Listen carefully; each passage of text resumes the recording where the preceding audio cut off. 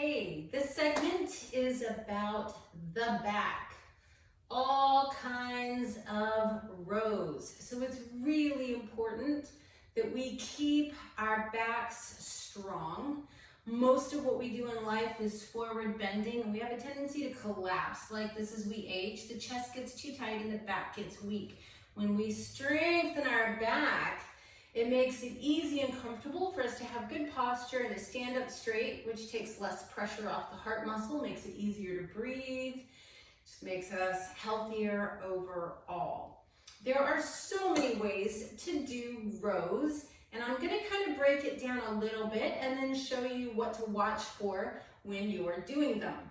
You can use a resistance band for a row, you can use a dumbbell or a kettlebell, or you can get really creative and use like a gallon of water, which weighs 8 pounds. You can use a weight plate, you can use a heavy rock. I mean, there's really all sorts of things that you can do to do rows for your back. But basically a row is a pulling motion. If you think about rowing a boat, right, or pulling something towards you, those are the actions that make your back engage.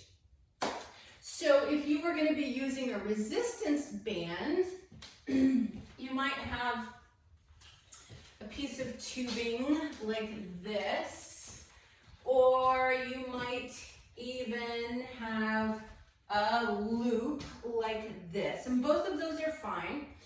I'll just kind of show you a quick way to do these, and then we'll move on to the weights. So you could do these as one-armed or two-armed.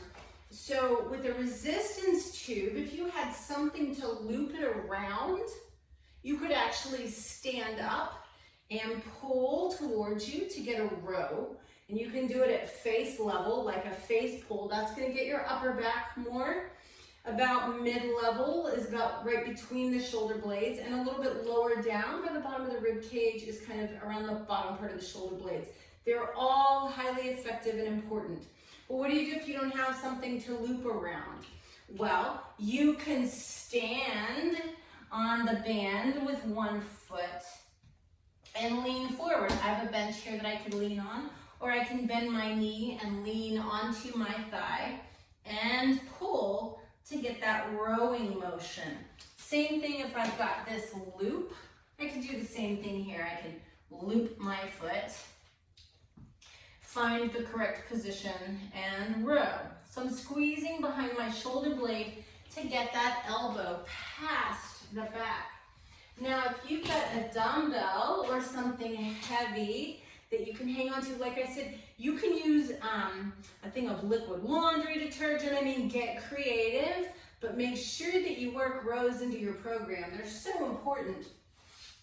So if you have a dumbbell or even a weight plate, you can either kneel on a bench or do that same position I was just showing you where you kneel on a thigh, or you can even just hang on to something. But you want to try and get somewhat close to horizontal.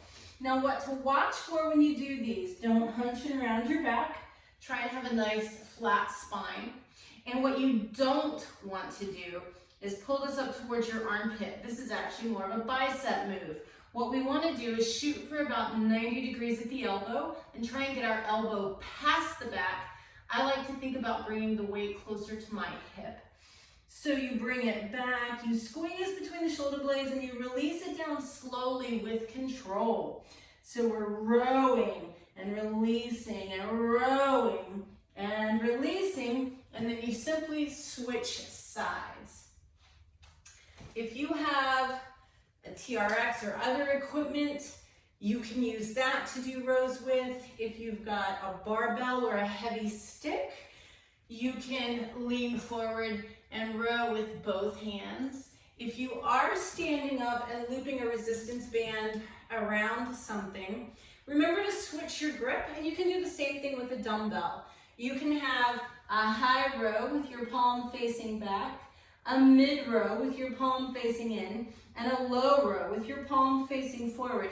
So don't be afraid to change the way your rows look, as long as you are pulling and squeezing between the shoulder blades what happens is all of these muscles tighten and get stronger, and they help pull you into proper spinal alignment and posture.